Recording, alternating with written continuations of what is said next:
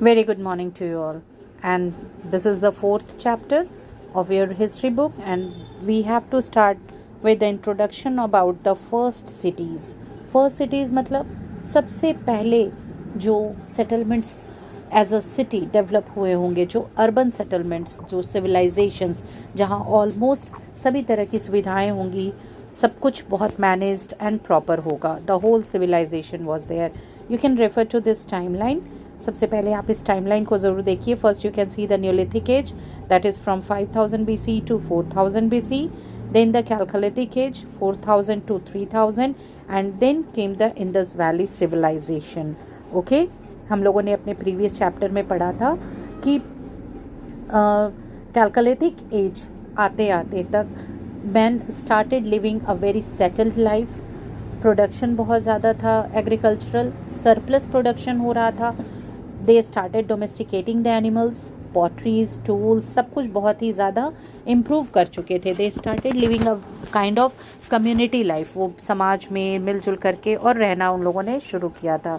सो इसका मतलब ये था when they started producing crops. तो जब कोई क्रॉप्स प्रोड्यूस कर रहा था तो वो जितने लोग थे, जितना ग्रो होता था, वो उनके खाने से कहीं ज़्यादा था. So the surplus food was available there. It meant that everybody there was not suppose to be a part of the agriculture. हर किसी को अनाज उगाने की ज़रूरत नहीं थी, बिकॉज फ्यू वर देयर जो ये काम कर रहे थे, और वो इतना ज़्यादा एग्रीकल्चर से उन्हें क्रॉप आ रहा था कि सभी के खाने के लिए वो था. क्या आज के डेट में सारे लोग एग्रीकल्चर में लगे हुए हैं? नहीं ना. Few are there who are growing the crops and that passes to us. और अलग अलग जो लोग हैं डिफरेंट स्टेटस से, डिफरेंट बैकग्राउंड से आते हैं, वो सब अपने अपने हिसाब से अपने अपने वर्क कर रहे हैं. So that started at the end of the chalcolithic age also, where the surplus food was available, and they started getting involved into the craft. फिर पॉटरी बनाना, वीविंग करना, स्पिनिंग करना, they all got involved into such kind of other acts also, because the food was enough available with all of them. So they started trading into the other things. वो लोग दूसरी चीज़ों में trade करना उन्होंने शुरू किया. even the food or the other items were available there for the exchange. वो एक काम के बदले में दूसरी चीज़ों को एक्सचेंज करने लगे.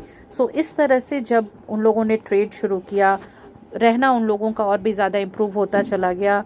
बड़े बड़े सेंटर्स डेवलप होते चले गए ट्रेडिंग के और दूसरी चीज़ों के लिए. So that marked the beginning of the civilisations. Okay, so what is a civilisation? If we have to know in short, then that is a developed state of human society. मानव जो है, इंसान के रहने का, जो हम जिस सोसाइटी में, समाज में रहते हैं, उसका एक डेवलप्ड रूप. ओके, जहाँ पे सभी तरह की चीज़ें बहुत ही मैनेज्ड हो. कुछ लोग एग्रीकल्चर में हैं, कुछ ट्रेडिंग में हैं, कुछ दूसरे हिस्सों में अपना अपना काम कर रहे हैं. So all that was a part of the human settlement, and that is called the civilization. The main features of the civilization, क्या क्या मेन फीचर्स हैं सिविलाइजेशंस के, that we will discuss. First of all, the urban settlements, शहरी तरीक़ों से, जो developed तरीक़ों से रहना था, that was started. Then the next is the material prosperity and technological advancement. Material prosperity means they started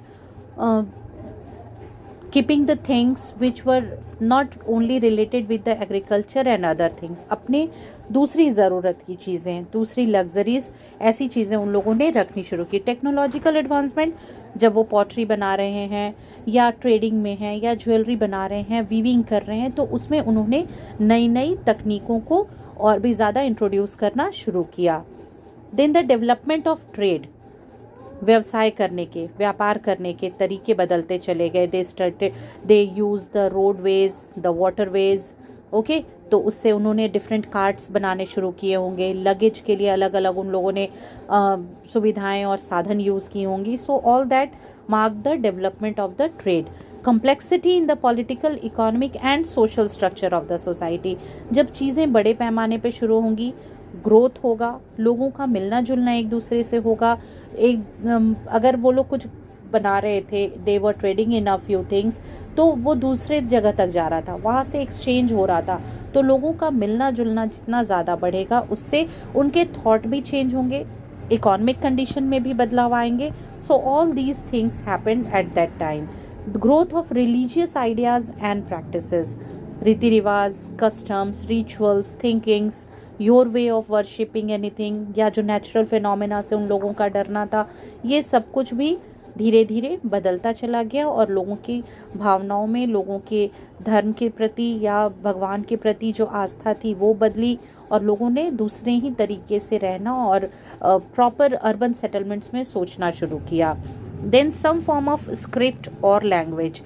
obviously if we have to interact with each other, तो एक लैंग्वेज की ज़रूरत है, स्क्रिप्ट की ज़रूरत है। जो लोग ट्रेड करते होंगे उन्हें अपने हिसाब लिखने होते होंगे, कोई और भी ट्रेडिंग के अलावा भी दूसरी चीज़ों में जो लोग इन्वॉल्व हैं उन्हें एक दूसरे से कम्युनिकेट करना है, कुछ बातों का रिकॉर्ड रखना है।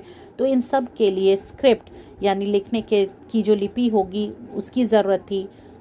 फिर लैंग्वेज की ज़रूरत थी, एक दूसरे के लैंग्वेज को समझने की ज़रूरत थी। So all these things developed and these were the main features of the civilizations. एक सभ्यता के लिए ये सब कुछ बहुत ज़्यादा इम्पॉर्टेंट फीचर्स थे जो उस वक्त डेवलप हुए after the chalcolithic age. Okay, then the earliest civilization, जो सबसे पुराने हमारे सिविलाइजेशंस हैं वो कौन कौन से थे और किस तरह से वो ग्रो किए।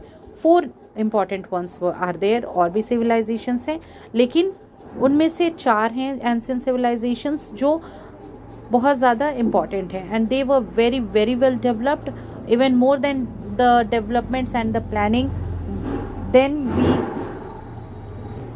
We use to see these days. Okay, और इन सभी सिविलाइजेशन को ब्रोंज एज सिविलाइजेशन कहते हैं because they use the metal bronze there. उन लोगों ने ब्रोंज का यूज़ बहुत ज़्यादा किया in different things, in making their tools, the trading and all that. So it is also called the bronze age civilization. सबसे पहले सुमेरियंस और Babylonians, they build the great cities on the fertile plains between the river Tigris and Euphrates. River Tigris और Euphrates के आसपास जो fertile land था वहाँ पे ये सिविलाइजेशन ग्रो किया और उन लोगों ने बहुत बड़े बड़े शहरों को बसाया क्योंकि वो बहुत ज़्यादा फर्टाइल लैंड था। Water was easily available, land was very good for agriculture and trading. Okay, so big cities developed around the river banks of Tigris and Euphrates. Then the next one is Egyptian civilizations, वो भी river Nile के आसपास ही grow किया. Then in China the civilization thrived around the river Huanghe. जो जितने भी civilizations हैं they all developed and were settled near the river banks. Okay, और Indian subcontinent में हम लोग जिस civilization की बात करते हैं that is the Indus Valley civilization because that grew along the river Indus. Okay, so all these settlements grew along the river banks. क्यों river banks के ही पास जो थे civilizations वो mostly grow करते थे और वहीं क्यों पाए गए इन सब के जितने भी archaeological remains हैं?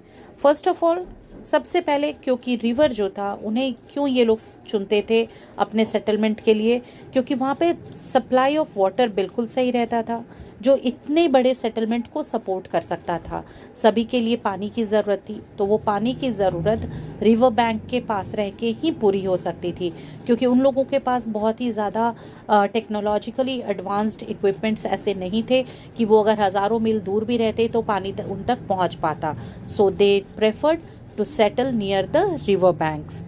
Then land was very fertile जिसके कारण एग्रीकल्चर बहुत अच्छे से हो सकता था, इरिगेशन उन्हें बहुत सही टाइम पे करने को मिल जाता था, क्रॉप्स अच्छे से और इजीली ग्रो करते थे।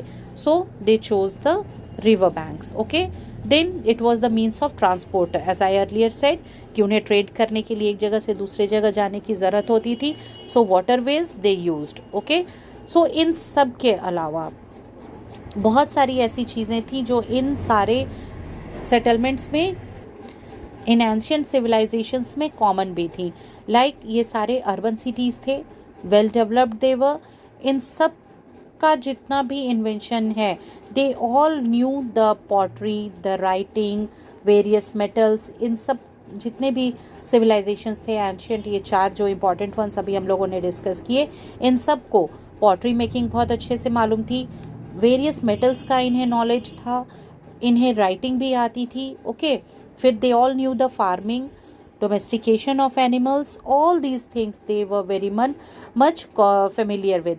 और एक जो कॉमन फीचर इन सब में देखा जाता है, that was their interest in the science of mathematics, maths में और मैथमेटिकल कैलकुलेशंस में इन सारे सिविलाइजेशंस का बहुत ज़्यादा इंटरेस्ट था। They studied the movements of the moon, sun, planets, ये सब जितने भी सेलेशियल बॉडीज़ हैं उनके मूवमेंट्स इन्हें बहुत ही आराम से ऑब्जर्व थे, ये उन्हें पढ़ने की कोशिश करते थे और उन्हीं पे ये अपने सीजन्स के हिसाब से कल्टीवेशन करते थे, अपनी खेती को वो उसी तरह से प्लान करते थे।